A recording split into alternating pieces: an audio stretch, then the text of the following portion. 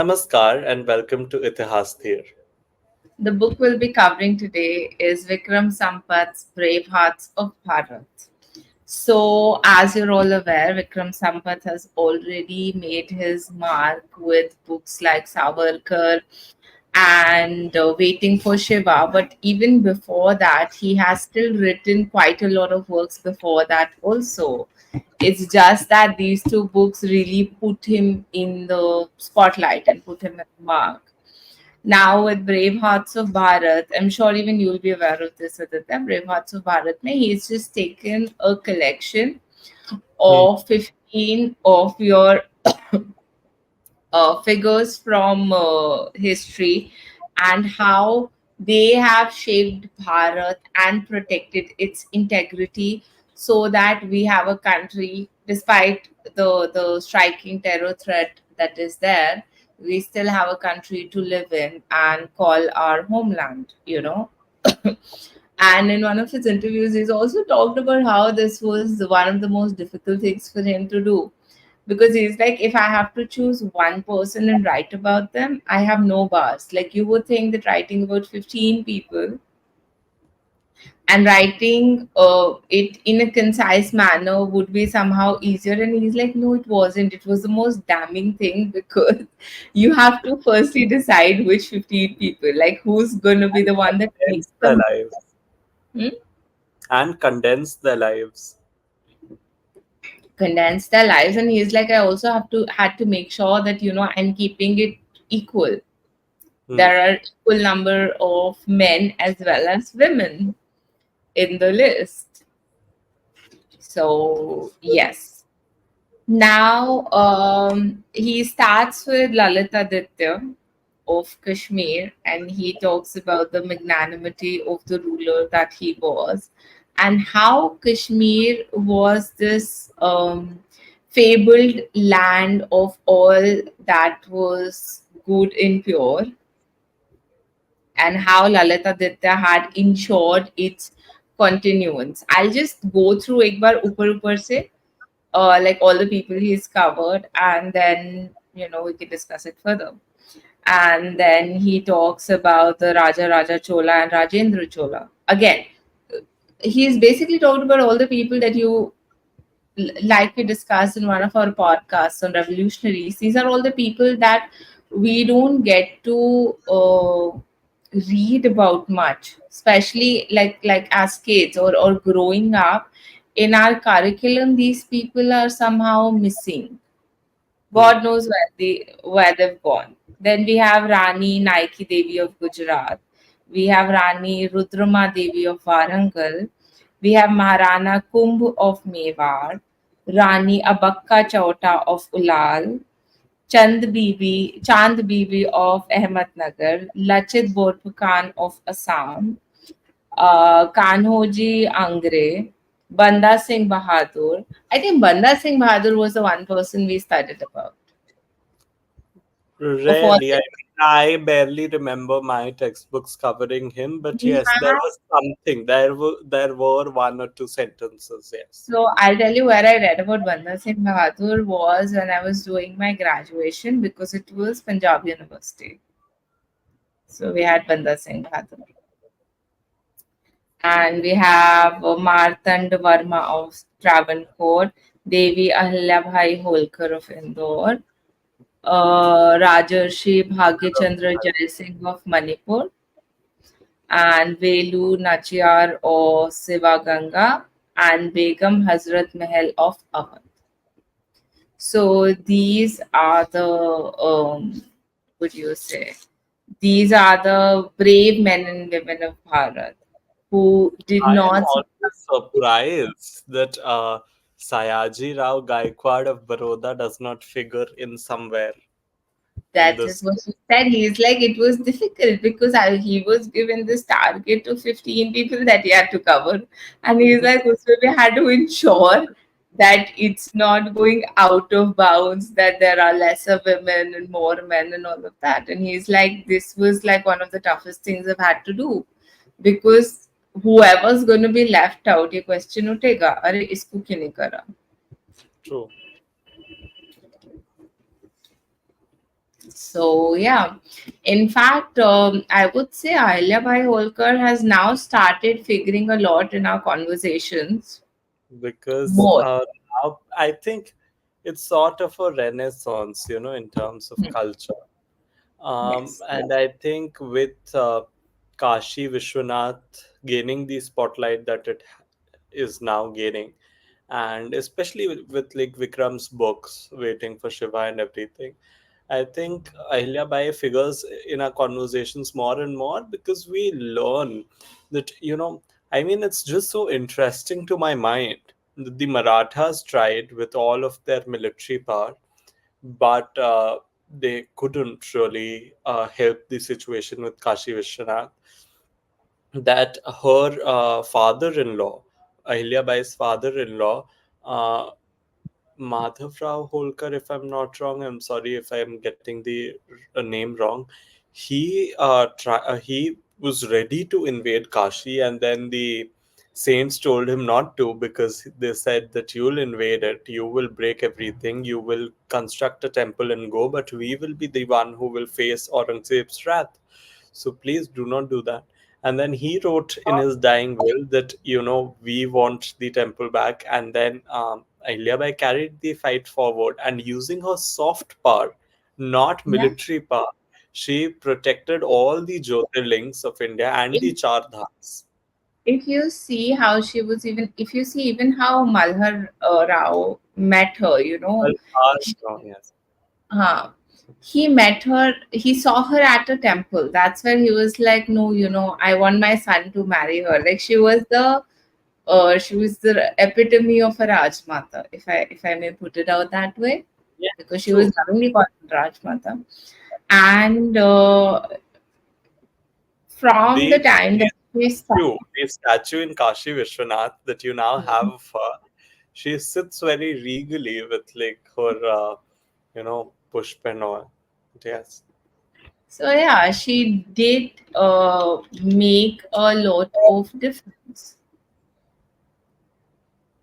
and it none of it was done in a way which was ki ha theek hai. Like, I mean, this is what I'm saying. We had this woman who took this whole movement in her hands of protecting temples, of restoring temples, and it was all done without any brute force. That was the beauty of the whole thing. And now, I mean, through so many uh,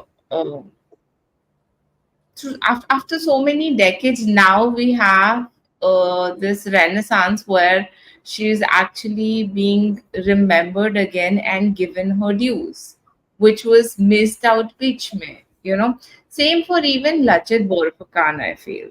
Yes, yes, very much so. Yes, Lachit matlab, has recently become popularized, especially after the Prime Minister's allusions to him in his speeches, especially in Assam. I think, and not just that, Himanta Biswa even Sarma. Hemant, yeah, he's undertaken this thing that everyone should be knowing the greats of Assam.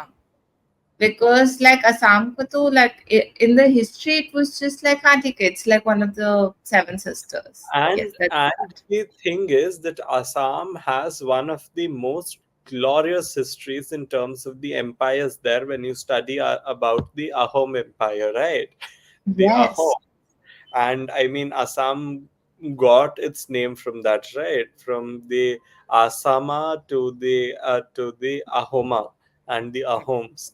So I mean, So it's it's very pronounced interesting that people can study through the 12th grade, and they can learn about every which kind of empire, and they can get away with not learning about the Ahoms and all at all. so it's actually pronounced a home. Yeah. Whoops. Okay. So yeah, but see, that's the thing. Like, given the magnanimity of Lachit, he should have been taught. I mean, we should have heard about him more. He literally, see, time and time again, जो आपका असम का, it was fortified against the invaders. It was fortified to the extent कि वहाँ पे armies, like no matter how much might they used to go with, they would always come back with the tails between their legs. True. Invaders का. And we are not told about it. We are not even, उसका कोई mention भी नहीं होता है. So yeah, in fact, that's what even I was saying about Banda Singh Bahadur. Sorry. एक second, I'm getting a message. I'm just not just Lachit. I mean, if you look at it, as I told you at the beginning of this conversation, even I came to know about Banda Singh Bahadur when I was in college, and that is because our college is an affiliate of the Punjab University.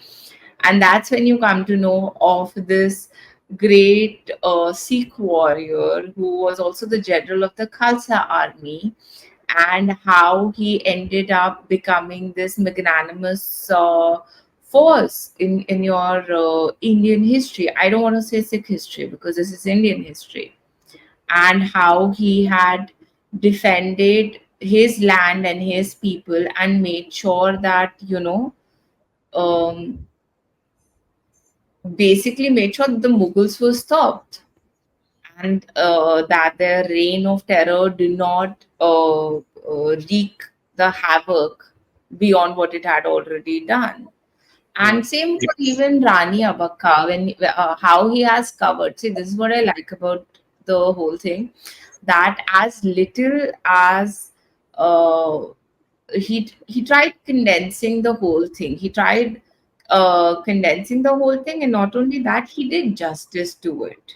You know, he made sure that that yes, Rani Abaka was that force that vanquished the Portuguese, and she was the first one who actually one of the, I wouldn't say first one, but the earliest Indians to basically fight them. And while there are things ki, haan, she was the first freedom fighter, but I like how he has portrayed her and how he has written about her. And the same goes for Nike Devi. The effort must be Hmm. appreciated, in the sense that till date we have got, I mean, this idea of a Rapunzel, or or I don't know other Disney princesses ka names, sorry, uh, have been preached in India, where all of them are damsels in distress, right? India has not had damsels in distress per se Who ruling had as done well. to put other people in distress. Yes, they had damsels who put people out of their misery, people like the Britishers. I mean, who was it? I forgot the name of the queen. The queen who sent all of the British army with their noses cut off. She was called the Nakatti Rani. That is the epithet she was given. So I mean, we've got queens like that in our history.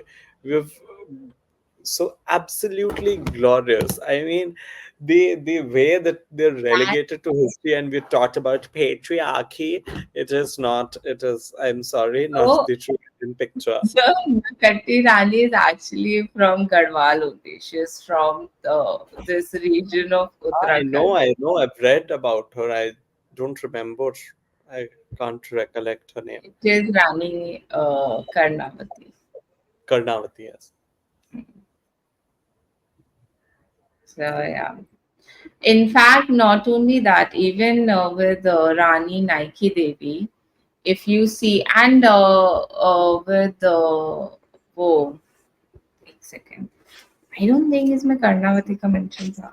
But I have When to. when I was talking about Sayaji Rao, and I'm digressing from the book a bit. Mm. This is the bit that I was talking about. So you see him go, bow once, and then turn his back and leave. Now, the thing is that Mm.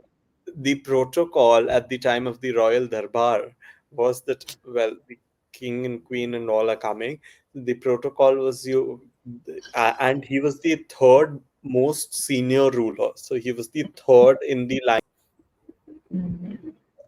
So Continue. essentially, Sayaji Rao was the third most senior royal in terms of going and bowing to the royals, right?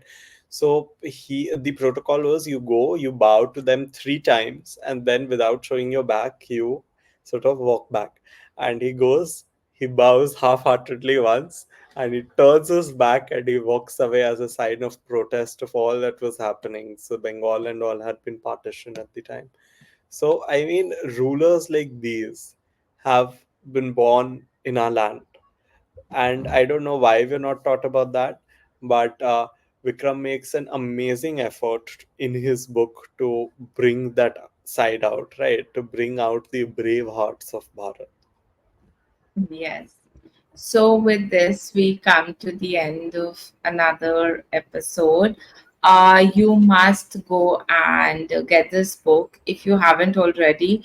If you are not in a mood to read something which is very huge and like you need to read it in continuation, you must go and read this because it's divided into 15 amazing chapters. They're all very concise but very data rich and data heavy. So you must go and you must read this book. We'll see you again next week. Bye.